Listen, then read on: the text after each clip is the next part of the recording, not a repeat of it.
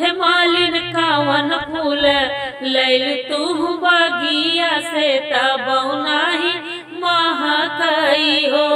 हे मालिन कावन फूल लैल तू बगिया से तब नाही महकई हो।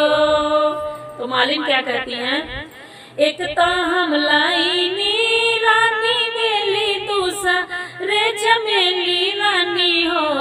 हे रानी गर्भ में हे रानी तोहर गर्भ श्री रामत फुलवा नाही महकई हो।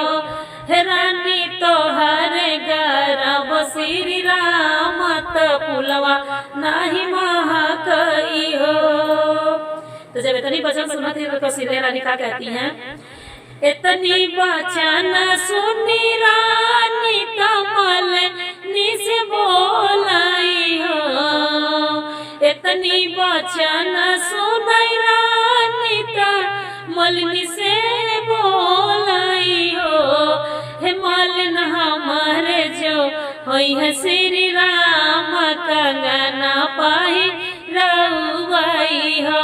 हे मालिन हमारे जे होई है श्री राम कंगना पाही रउआई हो। चैत महीना तिथि नवमी के राम जी जन्म लेले हो। चैत महीना तिथि नवमी के राम जी जन्म लेले हो।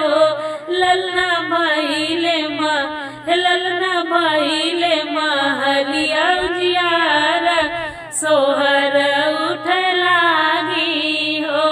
ललना भइले महलिया उजियार सोहर उठ गरवा हो।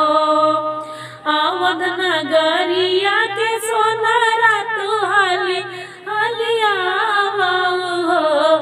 सोनरा गढ़ी देता सोन के कंगनावा मालिन के पैरावा हो। सोनरा हाली हाली गढ़ी दा कंगनावा मालिन के पैरावा